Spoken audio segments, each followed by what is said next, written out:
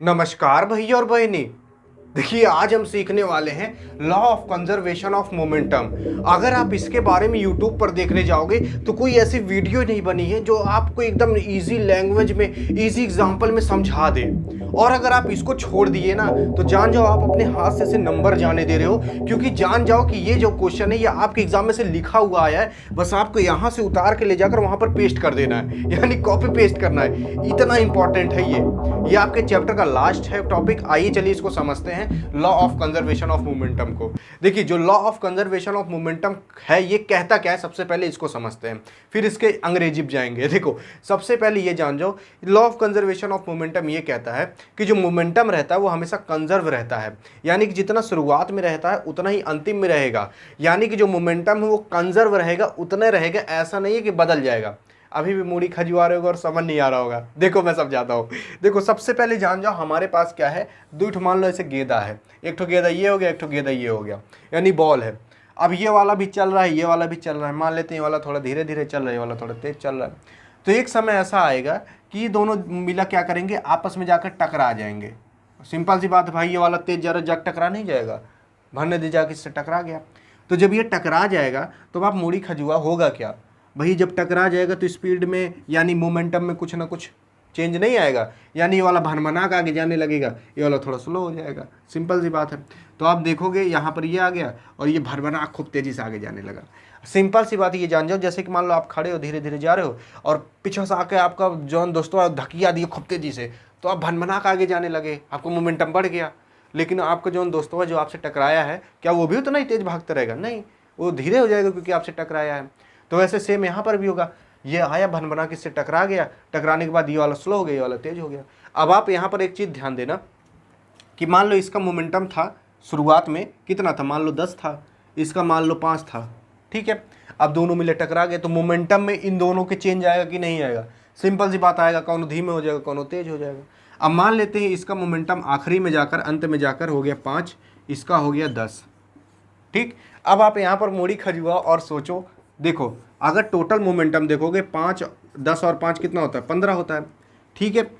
यहाँ पर देखोगे कितना होगा, यहाँ पर होगा भैया, यहाँ पर भी 15 ही होगा। तो समझ गए, देखोगे यहाँ पर इसका मोमेंटम कम हो गया, यहाँ पर ज़्यादा था, यहाँ पर इसका कम था, यहाँ पर इसका ज़्यादा हो गया। तो इन दोनों के मोमेंटमों में भले चेंज आ जाए, लेकिन जब टोटल मोमेंटम होगा वो 15 होगा, यानी कि कंजर्व रहेगा, यानी कि जितना यहाँ पर था टोटल उतना यहाँ पर भी रहेगा। वो भले कोनो दिक्कत नहीं है कि अगर इन दोनों के मोमेंटम में चेंज है वो आ सकता है, लेकिन टोटल मोमेंटम उतने रहेगा। समझ गए? यानी कि जैसे कि मान लो आपका दोस्तों आकर पीछे से खूब तेज़ी से धकिया दिया, आप खूब तेज़ी से आगे जाने लगे, तो आपको मोमेंटम बढ़ गया, आपके दोस्त का धीमे हो गया, यानी कि जितना शुरुआत में था उतना अंतिम में भी रहेगा। वही चीज़ कहते हैं जो मोमेंटम रहता है वो हमेशा कंजर्व रहता है। समझ में आ गया मूड़ी खजुआ के? अब देखो, अब यही चीज़ हमें क्या करना रहता है, प्रूफ करना रहता है, सॉल्व करना रहता है। कैसे सॉल्व किया जाता है उसको समझते हैं, लेकिन सबसे पहले इसकी अंग्रेजी पढ़ लो क्योंकि लिखना तो आपको यही रहेगा।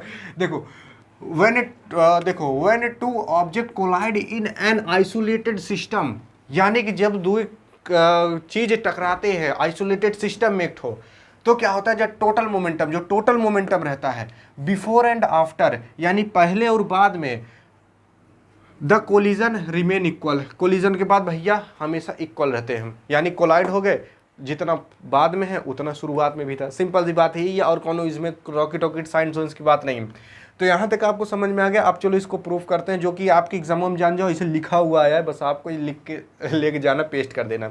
तो देखो यहाँ पर सबसे पहले ये जो मैंने घुचारा पुचारा हूँ ना, इसको थोड़ा सा इरेज कर देते हैं। अब देखो क्या करते हैं, सबसे पहले थोड़ा सा इनको ना लिख देना पड़ता है भैया कि ये चीज़ है क्या। तो मान लेते हैं ये जो गेंदवा है इसका मास कितना है, मान लो m1 है, और इसका मास मान लेते हैं m2 है। भाई कुछ ना कुछ तो मास होगा ही ना, आपका भी कुछ ना कुछ मास है, वैसे इसका भी कुछ ना कुछ मास होगा।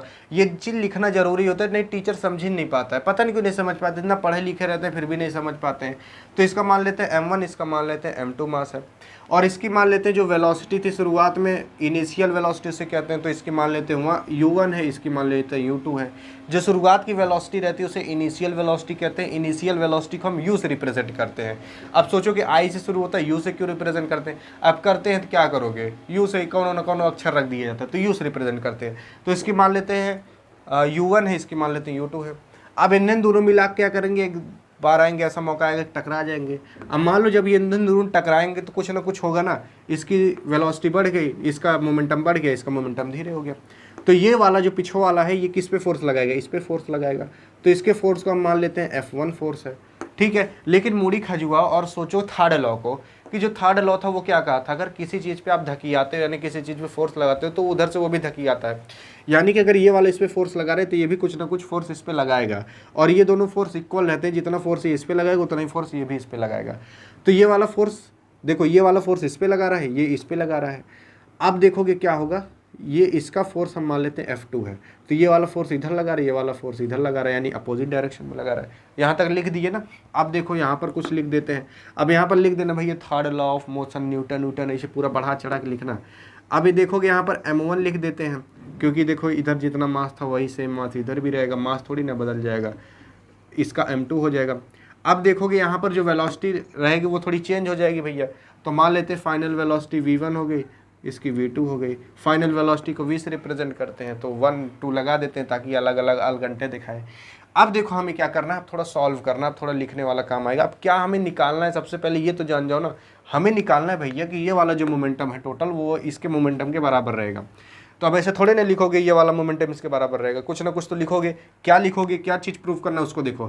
तो आपको लिखना पड़ेगा भैया M1 और U1 प्लस M2 और U2, यानी कि ये वाला और ये वाला किसके इक्वल रहेगा भैया, कि इसके इक्वल रहेगा M1 V1 plus M2 V2। Simple सी बात है। यानी कि भैया वही चीज़ ये मैं लिखा हूँ, बस गेदा इसमें नहीं बनाया हूँ, बस इसको मैंने अक्षर के रूप में लिख दिया है। अभी इसमें गेदवा बनाता ना तो टीचरों समझ नहीं पाएंगे कहाँ गेदा बनाया है। इसलिए हमने क्या किया है, M1 U1 यानी कि ये वाला टोटल ये लिख दिया है और ये वाला टोटल यहाँ पर लिख दे, यही दोनों इक्वल है, यही प्रूफ करना है। यानी कि जो मोमेंटम है वो इक्वल रहेगा, कंजर्व रहेगा। समझ गए ना। अब देखो हमें क्या करना है, अब हम सिंपल से ये लिखेंगे भैया कि हम यहाँ पर देखें कि न्यूटन का थर्ड लॉ लगा, यानी ये वाला इसको इधर आगे धकिया तो ये वाला पीछे धकी आएगा। तो हम लिख देंगे भैया न्यूटन के थर्ड लॉ से हमने क्या देखा, थर्ड लॉ से हमने देखा कि भैया जॉन फोर्स है F1 वो किसके बराबर रहेगा, F2 के बराबर रहेगा।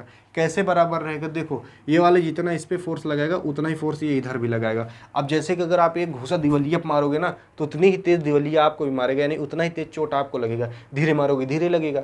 वैसे सेम चीज़ है, जितना तेज़ ये फोर्स इधर लगाएगा उतना ही तेज़ ये फोर्स इधर लगाएगा, तभी ये वाला गेंदवा धीरे हो जाएगा और ये वाला तेज़ हो जाएगा। समझ गए ना।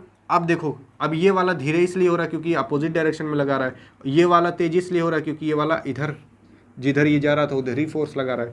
अब देखो हमें क्या करना पड़ेगा, यहाँ पर जो F2 है, F2 का क्या होगा, माइनस में होगा। माइनस में इसलिए होगा क्योंकि F2 यानी ये वाला बॉल इधर पीछे की ओर फोर्स लगाएगा इसको, तभी ये धीरे हो जाएगा। तो ये अपोजिट डायरेक्शन में फोर्स लगा रहा है तो F2 माइनस में हो जाएगा।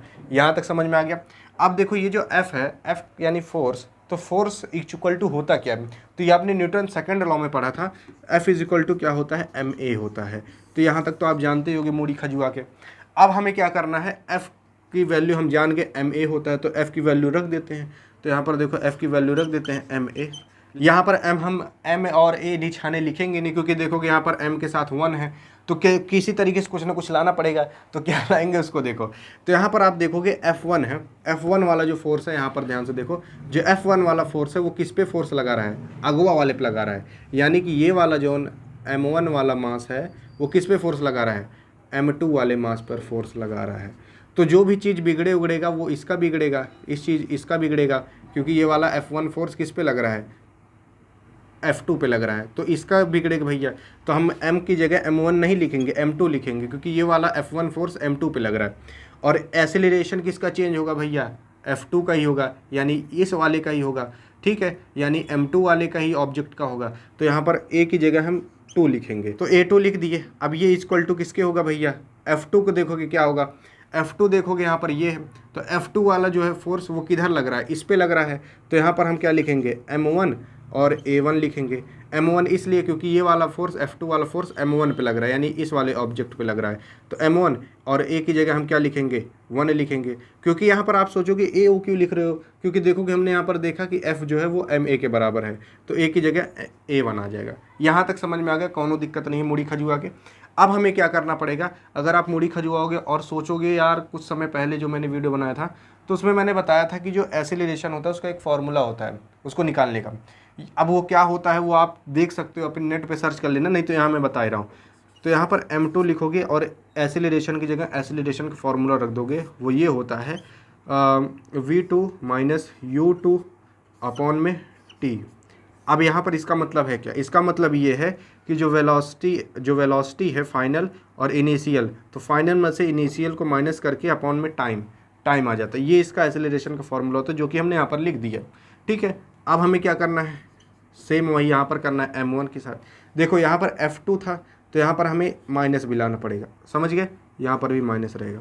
अब देखो m1 है, एसिलेरेशन का फॉर्मूला होता है, क्या होता है भैया, यहाँ पर देखोगे a1 है तो हमें यहाँ पर v1 लिखना पड़ेगा माइनस u1 लिखना पड़ेगा अपॉन में t लिखना पड़ेगा।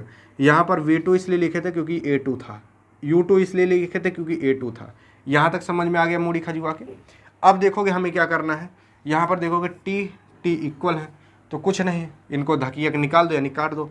अब काट दिए, अब ब्रैकेट को खोलते हैं। तो जब आप ब्रैकेट को खोलोगे तो क्या होगा, ये m2 वाला है ये सबसे मल्टीप्लाई हो जाएगा, तो m2 v2 हो जाएगा माइनस m2 u2 हो जाएगा मूड़ी खजुआ के। अब आगे देखोगे क्या होगा, यहाँ पर जो माइनस m1 है वो इन सबसे मल्टीप्लाई हो जाएगा, माइनस m1 क्या हो जाएगा v1, और जब माइनस m1 मल्टीप्लाई होगा माइनस u1 से, तो यहाँ पर माइनस माइनस कैंसिल हो जाएगा, तो क्या आ जाएगा प्लस m1 u1 आ जाएगा। अब देखो आपको क्या करना पड़ेगा, अब आपका सॉल्व हो चुका है, अब करना क्या है, अब आपको ये करना है कि जो v वाले हैं उसको एक तरफ ले आना है और u वाले को एक तरफ ले आना है। चलो ले आते हैं मूड़ी खजुआ के। तो यहाँ पर देखोगे हम यहाँ पर अगवे ले आते हैं, कैसे ले आते हैं, नहीं नीचे ले आते हैं, कोई दिक्कत नहीं है। देखोगे यहाँ पर हम लाएंगे, इसको इधर लाएंगे, तो m1 v1 क्यों होगा, यहाँ पर सोचोगे माइनस क्यों नहीं लगेगा, क्योंकि ये वाला जो भैया इधर आएगा तो माइनस हटे नहीं जाएगा, थोड़ा मैथ होत पड़े कुछ पता होगा। और देखोगे यहाँ पर v वाला है तो v वाले को यहीं पर लिख देते हैं, m2 v2 इक्वल टू में क्या होगा, यहाँ पर देखोगे m1 u1 है, और यहाँ पर जो u2 वाला है उसको उधर लेके चले जाएंगे, यहाँ पर माइनस है, ये माइनस जैसे उधर जाएगा प्लस हो जाएगा m2 u2। अब आप मूड़ी खजुआ और देखो, जो चीज़ हमने किया था वही चीज़ हमने निकाल के ले आया। यहाँ पर देखोगे हमने किया था क्या, m1 v1 plus m2 v2 equal to किसके होगा, m1 u1 plus m2 u2। अब आप सोचोगे यार ये वाला u वाला इधर लिखा है, आप इधर लिख दियो तो उससे कौनो दिक्कत नहीं होती, चाहे इसको उठा के इधर लिख दो चाहे इसको उठा के इधर लिख दो, कौनो दिक्कत नहीं है। तो ये निकल के आ गया, यानी जितना मोमेंटम भैया यहाँ इतने में था वही सेम मोमेंटम यहाँ पर भी रहेगा। वही चीज़ आपको निकाल कर दिखाया गया है न्यूटन का थर्ड और सेकंड लॉ के द्वारा। तो आई होप आप समझोगे इसके बारे में। तो अगर आपको ये पूरा समझ में आओ तो केवल कमेंट बॉक्स में ए लिख देना, और बिल्कुल ना समझ में हो तो बी लिख देना। देखते हैं किसको ज़्यादा समझ में आया, आपको ज़्यादा समझ में आया, किसी और को ज़्यादा समझ में आया। मिलेंगे नेक्स्ट वीडियो, तब तक के लिए जय हिंद और जय भारत।